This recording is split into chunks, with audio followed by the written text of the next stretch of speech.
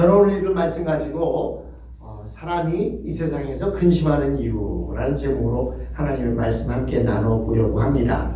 오늘 바울 선생님은 고린도교에 편지하면서 이렇게 말합니다. 내가 너희들에게 편지를 해서 너희들의 마음을 근심케 했다는 것은 참으로 가슴 아픈 일이고 마음이 아픈 일이지만 그러나 후회하지는 않는다.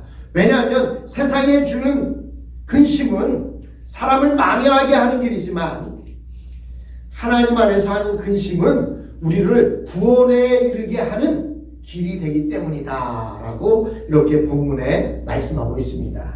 그렇다면 이 세상에서 사람들이 하는 근심은 무엇일까? 그리고 이어서 다음 시간에는 그럼 우리 그리스도인들이 하는 근심은 무엇일까를 이렇게 함께 나누어서 살펴보려고 합니다. 여러분, 우리 주위에 근심에 빠져 있는 가족이나 이웃들, 친구들을 많이 볼 수 있습니다. 이처럼 세상에는 근심할 수밖에 없는 많은 문제들이 있습니다. 부모님 중에 한 분이 큰 병으로 수술을 해야 하는데 돈이 없어서 근심하고 고통을 당하기도 하고, 당장 이사를 해야 하는데 이사할 비용이 마련되지 않아서 근심하기도 합니다. 또 어떤 젊은이들은 이성 교제를 하다가 헤어져서 깊은 슬픔에 빠지기도 합니다. 그들은 근심 때문에 의욕을 잃어버리기도 하고 때로는 몸을 망치기도 합니다. 또한 과도한 근심은 사람의 마음을 상하게 하고 나아가서는 건강까지 잃게 만듭니다. 그렇다면 사람들이 근심하는 이유가 무엇입니까? 자기 자신이나 자신이 사랑하는 사람이 바람직하지 못한 상태에 있기 때문에 근심하는 것입니다. 그래서 개인적으로 근심 그러면 자기 자신이나 사랑하는 사람이 바람직하지 못한 상태에 있어서 감정적으로 슬퍼하는 것, 그것을 근심이다 라고 이렇게 말할 수 있는데, 국어사전에 찾아보니까 국어사전에서는 근심, 그것은 괴로워하면서 애쓰는 것이라고 이렇게 정의를 내려놓고 있습니다. 오랫동안 근심하게 되면 결국 몸이 망가지게 되는데, 이런 상태에 이르지 않기 위해서 우리는 어떻게 해서든지 그 근심에서 벗어나야만 합니다. 근데 근심을 벗어나는 길은 두 가지가 있어요. 하나는 뭘까요? 그것은 그 근심하는 그 문제에 있어서 그 문제를 어떻게 해서든지 해결하려는 방법이 있습니다. 그렇다면 지금은 근심되지만 그 문제가 해결되고 난 뒤에는 그 근심이 사라집니다. 그래서 가장 바람직한 방법은 근심거리를 해결하는 것입니다. 두 번째 근심은 무엇입니까? 그것은 그냥 그대로 잊어지는 거예요. 그냥 깨끗이 그 문제를 포기하는 겁니다. 그래서 어떤 사람이 그러죠. 길을 가다 보면 항상 내 집 앞에 누구 개가 와서 똥을 싸놓고 가는 거예요. 똥을 싸놓고 가면 어떤 사람은요, 다닐 때마다 얘기하는 거예요. 문 밖을 나가면서 어느 집 개가 이렇게 여기 와서 똥을 쌌어. 아유, 더럽게 똥을 쌌어. 매일 그러면서 피해서 다녀요. 오늘도 그 말, 내일도 그 말, 집에 드나들 때마다 어느 집 개가 와서 이렇게 똥을 싸놓고 가서 피해 다니는 사람이 있어요. 어떤 사람은요, 한번 보고 나면 아유, 어느 집 개가 그랬는지 몰라도 아유, 그리고 어떻게 해요? 삽을 가지고 나가서 그 똥을 치우는 겁니다. 문제를 치워버리면 한 번의 근심으로 끝나요. 한 번 짜증나는 것으로 끝나요. 그런데 피해 다니면 어떻게 돼요? 눈에 안 보일 때는 잊어버린 것 같은데 집에 들어오다 보면 또 그 개똥이 보여요. 나가다 보면 그 개똥이 또 보여요. 그럼 항상 불평하고 불만하게 되는 겁니다. 그래서 근심을 해결하는 방법은 첫 번째는 그 문제를 해결하는 방법이 있고, 두 번째로는 그냥 그 문제를 잊은 것처럼 포기해버리는 방법이 있는데, 두 번째 방법은 좋은 방법은 아닙니다. 근데 오늘 바울은 이 근심에 대해서 본문에서 두 가지 종류가 있다라고 말합니다. 하나는 세상적인 근심이고 다른 하나는 하나님의 뜻대로 하는 근심이다라고 본문은 이야기하고 있습니다.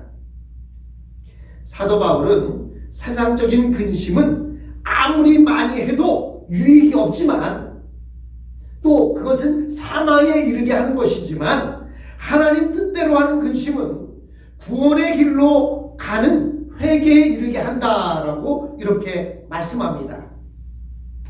사람들은 이 세상을 살아가면서 너무 많은 근심을 합니다. 세상의 모든 것이 자기 뜻대로 되지 않기 때문입니다. 세상의 모든 것이 자기 뜻대로만 되어진다면 근심할 이유가 하나도 없어요. 근데 어느 것 하나도 자기 뜻대로 되어지는 것 하나 없어요. 내가 뱃속으로 낳은 내 자식도 내 뜻대로 안 됩니다. 아니, 내 손가락도 내 마음대로 안 될 때가 있어요. 특히 여기 계신 거의 대부분들이 저보다 연배가 많은데 저보다 연배 많으신 분들은 그럴 거예요. 아이고, 허리를 펴고 걷고 싶어도 허리가 안 펴져요. 우리 권사님 허리 펴고 걸으시라니까 허리 펴고 걸으면 허리가 아파요. 마음은 원인데 뜻대로 안 돼요. 이렇게 내 몸도 내 마음대로 안 되고 내 뱃속으로 난 내 자식도 내 마음대로 안 되는데 어떻게 다른 사람을 내 마음대로 하게 만들려고 합니까? 제일 좋은 방법은 내가 변하는 것이고 내가 바뀌는 거예요.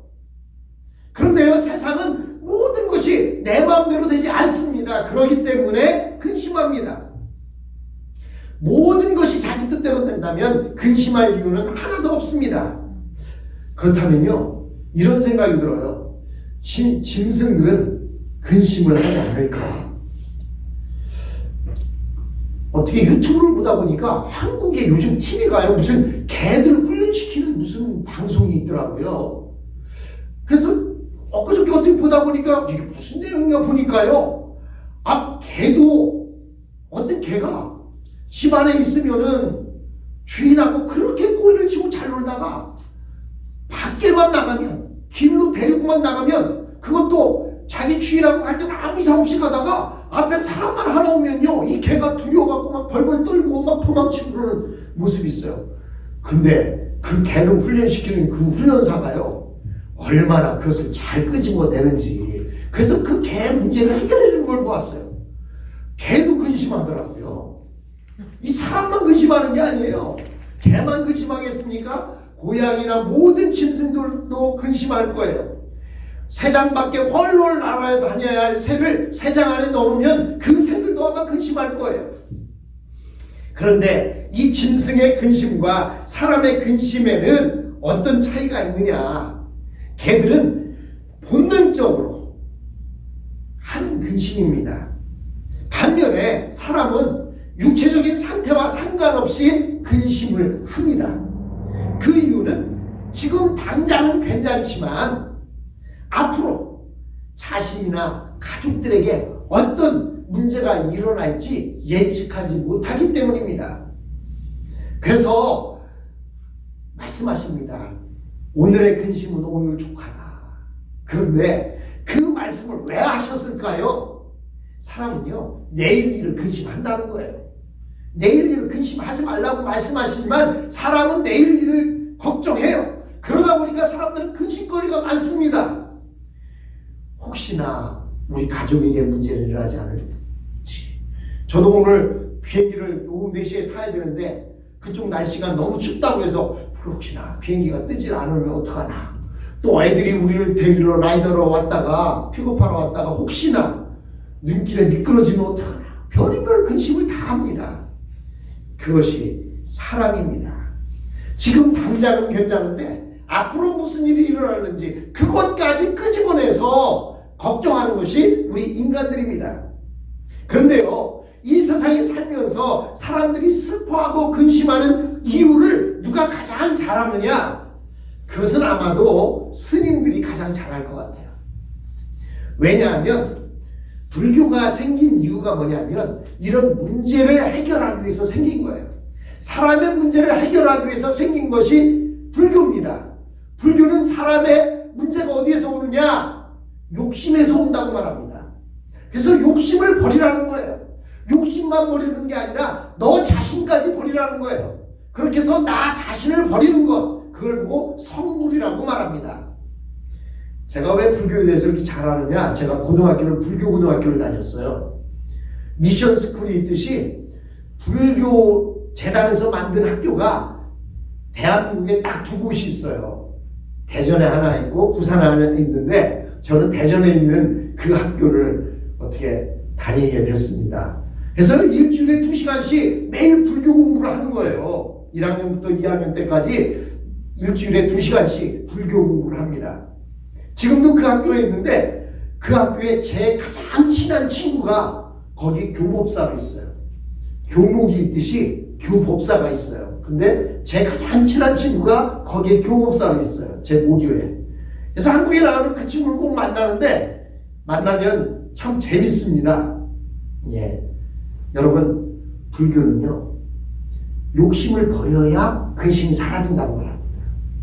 근데 여러분, 부처님이 아닌 이상 어떻게 욕심을 버려요? 말로는 욕심을 버린다고 할지 몰라도 욕심이 버려지지 않는 거예요. 그래서 스님들이 그렇게 성불을 이루었다라고 하는 스님들이요, 겨울만 되면 3개월 동안 면벽 무슨 고행에 들어갑니다. 그 얘기는 뭐냐면요, 3개월 동안 뭐 하냐면 방에 앉아서 벽만 쳐다보고 3개월을 벽만 쳐다보고 앉아있는 거예요. 그러면서 무소유를 주장합니다. 아무것도 갖지 않으면 고통에서, 근심에서 해결될 수 있다. 근데 여러분, 어떻게 아무것도 안 가질 수가 있어요? 네? 참 근심을 벗어나는 것, 세상적인 것은 참으로 어렵습니다. 근데 여기서 우리가 알아야 할 것은 사람들이 근심해야 하는 근본적 이유가 있다는 거예요. 그 이유를 성경에서는 바로 죄 때문이라고 이렇게 말합니다. 사람의 마음속에는 무엇이 자신에게 바람직한 것인지 모르지만 그래도 지금 올바른 상태에 있지 않다는 것을 감정적으로 느낄 수 있는 능력이 있습니다. 그래서요, 어떤 일을 하면서도 이러면 안 되는데, 신호등을 지나갈 때에도 노란 시그널이 켜졌을 때 가면 안 되는데 하면서 지나가면서 가면 안 되는데 하고 지나가면서 뚫레 쳐다봅니다. 뭘 쳐다볼까요? 혹시나 경찰이 내 차를 보지 나를 보지는 않았을까? 또 딴 생각하다가 65마일 존에서 막 70마일로 다니다 너무 이거 빨리 달렸네? 그러면 뭐예요? 앞뒤 옆을 쳐다보면서 혹시나 경광등을 켜고 뭐가 쫓아오진 않으면 그렇지. 그것이 우리 사람들입니다. 그래서 우리는 어떤 무슨 문제에 부닥쳤을 때 남은 몰라도 나 자신을 알아요. 그래서요, 자기 스스로, 남들은 아무것도 모르는데 자기 스스로 그냥 그것 때문에 고민하고 사람들을 안 만나고 피해 다니려고 하고 하는 그런 모습들이 많이 있습니다. 왜 그러냐? 사람들은 문제가 있기 때문에 근심하지 않을 수가 없는 것입니다. 바람직하지 않아서 포기하게 되면 근심하지 않을 수는 있지만 희망을 갖는 한 영원히 우리는 근심하게 되어 있습니다. 여러분, 감옥에 처음 갇힌 사람들이요, 적응을 못한다고 합니다. 감옥에 갇힌 사람들이 가장 힘들어하는 것이 뭐냐면 자신이 죄수라는 사실을 인정할 수가 없다는 거예요. 그것을 인정하기 전까지는 그 교도소에서 주는 음식도 제대로 먹지 못하고 잠도 제대로 자지 못합니다. 그냥 눈만 감으면 억울해서 막 분이 부글부글 끓어오른다고 합니다. 그러나 자신이 죄수의 신분이라는 사실을 인정하게 되면 그때부터는 식사도 하고 시키는 대로 고분고분 따라오게 된다고 합니다. 또한 우리 남자들은요, 한국에 있는 남자들은 반드시 한번 거쳐야 할 일이 있어요. 그게 뭐냐면 군대에 가는 것입니다. 그런데 사람들은 흔히 이렇게 말합니다. 남자가 군대를 가야 사람이 된다. 라고 이렇게 말합니다. 왜 그렇습니까? 군대 가기 전에는 그야말로 자기 멋대로 살았습니다. 자기 생각에 옳은 대로 살았어요. 사사기 시대처럼 자기 소견에 옳은 대로 행하였더라. 그것이 젊은 남자들의 모습이었습니다. 그런데 군대에 들어가면 나의 마음대로 내가 하고 싶은 대로 할 수 있는 게 아무것도 없어요. 오직 상관의 명령에 따라 움직여야만 합니다. 그때부터 바보 짓거리가 시작되는 거예요. 처음에는 왜 내가 저렇게 말이야 나보다도 못생기고 나보다도 공부도 못한 것 같고 나보다도 키가 작은 저 사람의 말을 내가 들어야 돼? 그런데 계속해서 그 말을 듣지 않으면 얼창하게 들어오고 또 여러 가지 많은 일들을 행하게 되다 보니까 새로운 현실에 적응하게 됩니다. 그래서 세상에서 쓰던 말도 버리게 되고 군대 말을 배우게 되고 군대는 명령에 살고 명령에 죽는다라는 이야기를 들으면서 열심히 시키는 대로 팔도 씩씩하게 흔들고 군가도 목청이 떨어져 나갈 것처럼 군가를 부르게 됩니다. 그것은 바로 자기 자존심을 포기함으로써 새로운 현실에 적응해서 살아가는 것입니다. 그렇다고 해서 여러분 그것이 다 변화된 것일까요? 그렇게 군대를 갔다 오면 처음에는 군대의 모습이 익어 있는데 2, 3개월 지나보면 언제 그랬느냐 하는 듯이 군대에서 배웠던 거 다 잊어버립니다. 그래서 예비군 훈련복만 입혀놓으면 사람들이 개차반이 돼요. 그것이 우리의 현실입니다. 그러면 우리는 이렇게 생각할 수 있어요. 그러면 이렇게 사는 것이 과연 제대로 사는 것일까? 라고 하는 의문이 생길 수가 있습니다. 이것은 적응이지 생명은 아닌 것입니다. 여러분 우리나라 여성들 중에서 결혼한 후에 시집살이 얼마나 많이 합니까? 근데요 시집살이를 많이 당하는 사람은 누군지 아십니까? 시집의 문화에 적응하지 못하는 사람이 시집살이를 가장 많이 해요. 시집에 가서는 그 시집살이의 문화, 그 시집의 생활 모습을 배우고 빨리 적응해야 되는데 그것을 빨리 적응하지 못하면 시집살이 오래 하는 거예요. 그런데 그것에 적응했다고 해서 그것이 정말로 잘 사는 것일까요? 그렇지만 않은 것 같습니다. 시집의 문화 때문에 내가 지금까지 가져왔던 내 모든 것을 다 포기한다는 것 결코 쉬운 일은 아닙니다. 그래서 우리나라 사람도 아닌 키에르케고르가 이런 유명한 말을 했습니다. 결혼해라. 그러면 후회할 것이다. 그런데 이 말만 하고 나면 결혼하지 말라는 것 같잖아요. 그런데 그 뒤에 이어서 이렇게 말합니다. 그렇다고 해서 결혼하지 않으면 그래도 후회할 것이다. 라고 하는 말을 남겼습니다. 결국 인생에 관한 문제는 이렇게 하거나 저렇게 하거나 그 문제는 사라지지 않을 것이고 이 세상에 사는 한 우리 인간들은 완벽한 행복의 상태에 이를 수 없다는 것입니다. 이 근심이라는 말과 가장 관련되어 있는 용어는 바로 문제라는 말입니다. 사람은 무슨 문제가 있기 때문에 근심하는 것입니다. 많은 종교인들과 철학자들은 이 세상에 사는 동안 문제는 없을 수 없으며 거기에서 벗어나서 행복하게 사는 길은 욕심을 포기하는 수밖에 없다고 가르쳐 왔습니다. 근심이 없으면 행복한 것입니다. 사람들이 많은 근심 속에 있다는 것은 이 세상을 산다는 것이 결코 녹록하지 않은 것임을 우리들에게 말해주고 있습니다. 이 세상을 사는 동안 사람들은 수없이 눈물을 흘리면서 근심해야 합니다. 그것 때문에 불교가 생기고 실존주의 철학이 생긴 것입니다. 그러나 오늘 바울 선생님은 우리에게 말씀하십니다. 세상이 주는 근심은 사망에 이르는 길이지만 하나님 안에서 하는 근심은 구원에 이르게 하는 길이다라고 이렇게 말씀하고 있습니다. 사랑하는 성도 여러분, 세상의 근심은 두 가지 방법으로 해결할 수 있습니다.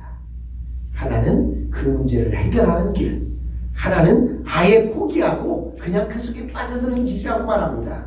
그러나 바울 선생님은 근심의 문제는 죄에서 온 것이고 죄를 용서받게 될 때에 우리는 그 근심에서 해결될 수 있다라고 말합니다. 사랑하는 성도 여러분, 우리가 근심하지 않을 수는 없습니다.